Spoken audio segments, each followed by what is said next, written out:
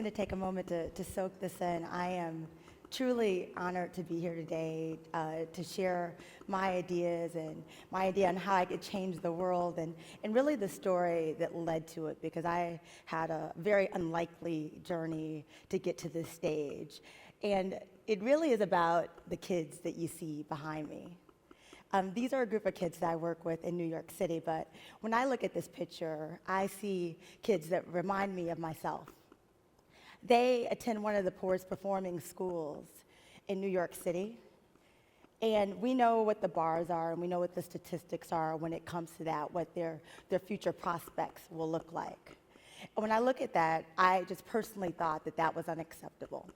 When I look at some of our poorest and most vulnerable communities, I think that there's so much untapped potential in those children. When you look at them, they're bright-eyed, they're smart, they're full of energy. I think what it takes is just people in our community, people who really care about the future of our country, to think of innovative ways that we can expand their horizons, think about ways that we can address what statistics say are going to happen to these children just because they're born in a certain zip code. So my idea around change and what Global Language Project is all about is taking children from some of the poorest and underserved schools and exposing them to world languages and culture. And the spirit behind the whole idea is that sometimes these children have very small horizons just because of the communities that they grew up in. The thought is if you give them fluency in a second or a third language, one, you're giving them a transferable skill that can help them, but two, you're literally broadening their horizons. You're introducing them to places that they may not know about. You're looking at some of the statistics here when some of them are just struggling in literacy, and you're addressing that as well. When I look at this and I look back at that picture of the bright kids and you see the statistics where, again, you know that they have a better chance of getting pregnant and being poor than graduating from college. When I look at that room and I can just say percentage-wise, looking at them, how many of them are not going to graduate from high school, again, for me, that drives me. That's my passion. I thought about what could I do to make a difference? What do I have from the back of my experience that I could bring to bear in terms of these children? The other thing I thought about when I looked at these statistics is we know that these children have received the short end of the stick, right? We know that they lack community support. We know that they lack family support. We know that they're not receiving the best education. So I thought of how do we address that? How do we have a make good of sorts? The idea that I had around that was giving them exposure to elite opportunities that are opportunities and educational opportunities that are historically reserved for elite students. There's reserved for students who go to private schools. They're reserved for students who have parents who can afford after-school programs and language programs and arts programs. I said, what if we were to give all of that great enrichment to these children? How could it impact their lives? How could it change their lives in the future? This is a statistic, that, again, a lot of us know when it comes to these children, what they're dealing with. We know that their background, what they're up against. It's how do we take that and how do we move it forward? So when I was thinking about this talk and what I want to share with you today, I thought about where it starts. This isn't a great picture, but this is a picture of me and my grandparents. And the reason why this picture is very close to my own heart is this is my undergraduate graduation. But what's more important is my grandparents, which you can't really see them. My grandfather on my right-hand side, he grew up in the segregated South. He was not allowed to attend school past the 3rd grade. My grandmother only went to middle school. So by all accounts, they were wholly uneducated. But despite this, what happened was it gave them a reverence for education. And they raised me, and they poured all their hopes and dreams. To them, if I could just get a college education, I would be okay. Like, that was just the holy grail. They believed deeply that if I was able to graduate from college, that I wouldn't be destined to a life of poverty, that I could break our family's generational poverty cycle. And when I look at that, it gives me chills because in a lot of ways, that was true. I went on from undergraduate and went into a corporate career that literally took me around the world. Growing up, I remember my grandmother telling me, the world can be your oyster. And fast forward in 15 years, I had gone to places and were working in places that they didn't even know existed. I had achieved heights they didn't even know. I found myself leading teams in China, in Europe, and I thought, gosh, okay, they told me about this about education, but they didn't even know what I was up against. But that was like about the hope that they gave me. That's about raising the bar. And when I stand here before you today and I say that, again, I grew up during a time where I could be raised by wholly uneducated grandparents. I could grow up during a time where I'd go to a okay public school, but I could still go to college. I could still have a successful career. I could still, again, break that poverty cycle. What does that mean? And when I look at schools in New York and some of them in Providence, I realize, that American dream that I had is severely broken. We have a generation of very disheartened students, disheartened parents, who their ability to dream and aspire has just been confined and restricted. So going back to my idea about this, it blew my mind when I, again, was developing the idea and thinking about my travels, how when you live in an area that most people who come from poor communities are confined to a 5 or 10 block radius. When I looked at that, I thought, gosh, it's such a small area. And in theory, that's one thing, but I saw it up and close and personal. When I was working at Nokia and I'd come back to New York and volunteer in schools, I met parents and students who had not left their neighborhood. And I mean, they did their shopping there, they did their groceries, everything was confined. They'd go to their school that was in that same block radius, and you're like, how can that happen? What I'm saying is, it does. Our first group of kids, we were teaching them Spanish and Chinese, and we took the Chinese group, this is back in 2009, 15 students down to Chinatown. $2.50 subway ride, 30 minutes later, we're in downtown, we're in Canal Street in New York. The kids and their parents, the kids looked up, and one of them, Alexander, said to me, he goes, we're still in New York? And it threw me because, people said, are you going to have them travel to other countries? I'm like, they've never even traveled through New York City. And that's when it really hit me what I was doing in terms of language and opening them up to other cultures. Because when we talk about a 21st century global economy, these children in 18 years and 15 years, their next opportunity may not be here in the United States. It could be somewhere in another country. They could be working with someone that doesn't look like them, that doesn't speak the same language with them. And what's going to be really important and the key to their success will be how they show up. When I looked at my life working in China, I grew up in a predominantly African American community. Everywhere I worked in corporate America, that was not the case. So if I was not comfortable in that, there was no way I would be successful. So what's happening in this 5 block radius, it's not the world. It's not the world that they will have to live in, that they'll have to operate in. And so really the genesis behind Global Language Project was expanding what the world looked like for them. To take what's foreign, I love how they call teaching languages foreign language. Well, it's taking what's foreign and making it familiar. So that if an opportunity comes to them, that they'll be excited about it. They won't be afraid of it. When I first started Global Language Project and I was conceptualizing the idea, I was working with the Harlem YMCA. And they were going to give a group of teens the chance to go to Colombia, the country, for 2 weeks. They couldn't get one teen to sign up for this free 2-week trip.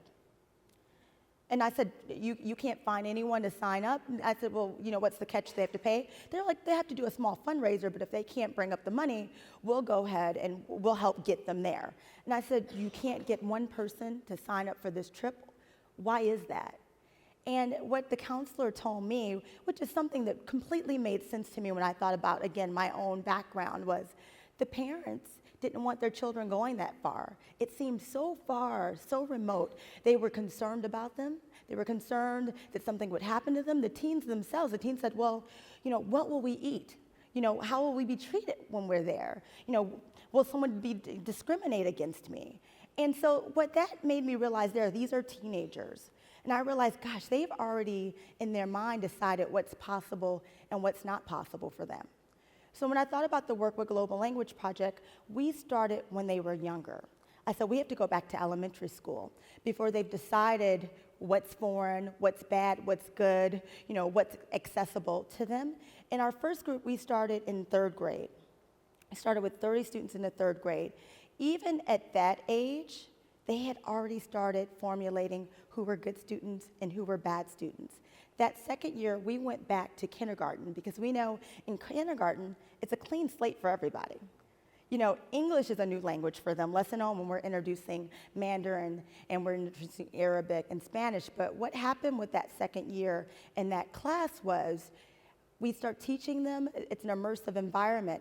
We had donors and people come in to view the classes, and they would see all of these adults. This is in Hamilton Heights in Harlem. Kids are learning to speak Chinese from the first day. We had all of these donors and supporters come in to watch these children. And they would say things like, oh my gosh, I can't believe they're speaking Chinese. That's so hard. Oh my God, these kids they're so smart, they're so special. I can't believe this. They're filming the kids, they're taking pictures, and this happens on a regular basis. And what the kids in the class started to believe were that they were special. And sometimes when you think about opportunities like language, or if you think about arts, or if you think about science or robotics programs, it allows children to figure out what they're good at. And it also allows them to explore their horizons. And when I thought about the spirit behind Global Language Project, it is about leveling the playing field.